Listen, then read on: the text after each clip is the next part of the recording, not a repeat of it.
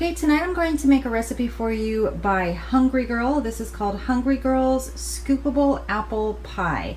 This recipe has 0 smart points, and you can use it, you can eat it plain by itself, obviously, or you could use it on top of yogurt, mixed into oatmeal, top with whipped cream, whatever you can think of. Sounds really delicious, so I'm going to give it a try and I will show you how it's made. Again, this is a Hungry Girl recipe. I'm going to go over the ingredients with you. It takes 8 cups of apples, Granny Smith apples. So 8 cups of apples is about 8 medium Granny Smith apples, peeled and sliced. We also need 2 tablespoons of cornstarch. We're going to use 2 teaspoons of lemon juice. I actually have lime juice in the refrigerator, so I'm just going to use lime juice instead of lemon today.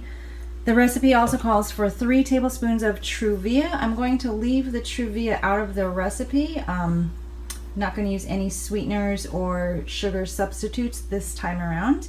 I'm also going to need 1.5 teaspoons of cinnamon, 1 teaspoon of vanilla extract, 1/4 a teaspoon of nutmeg, and then 1/4 teaspoon of salt. So first step is we need to slice and peel all of the apples. So let me get on that.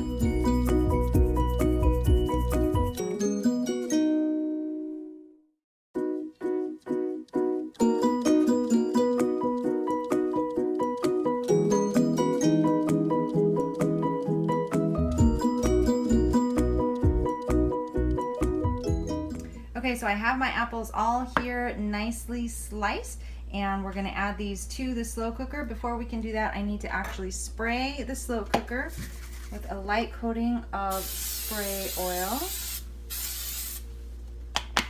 And then we're just going to dump all of these inside.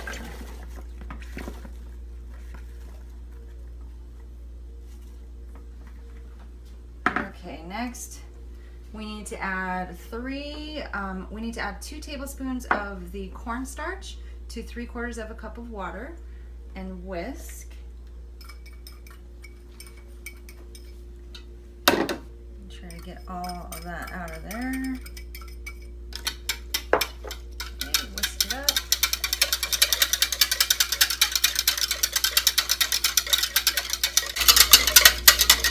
Okay, and now we just need to add the rest of our ingredients to the cornstarch water mixture.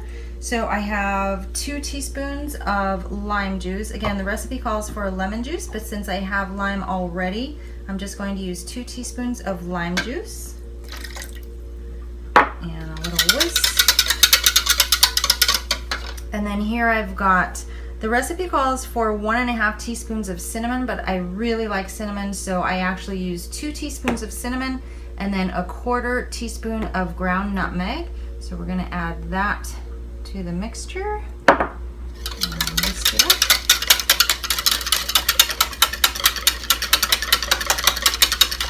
And then a teaspoon of vanilla extract. I also like a lot of vanilla, so I actually used 2 teaspoons of vanilla extract and then 1/4 teaspoon of salt.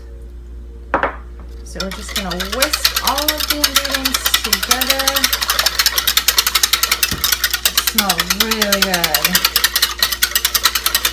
Until everything's incorporated, and then we're going to pour it over the apples in the slow cooker.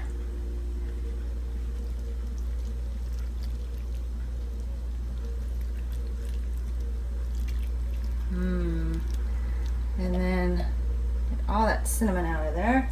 And then we just need to give it a quick stir to combine all the ingredients. So I'm just going to stir it up a little. And then this bakes on high for 1.5 hours. And that's it. I'll show you when it's ready.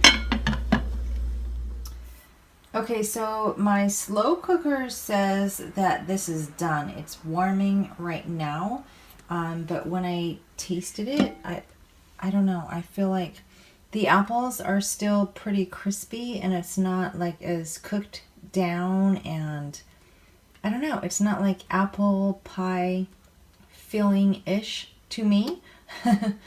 So I'm going to cook it on high for another little while and see if it cooks down a little more and seems to be more like apple pie filling. It tastes great.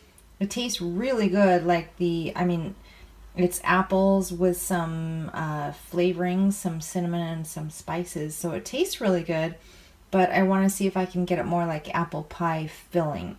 So I'm going to cook this for a little longer. Now, as you can see, the apples are cooked very well, and I will be using the apples and the extra liquid in my oatmeal this week, as well as eating this on its own plain. So I'm looking forward to it. I hope you guys enjoyed the recipe, and if you try it, I would actually recommend not cooking as long as I did. You may want to check every few hours, maybe every couple hours, to see if the apples are cooked to your liking.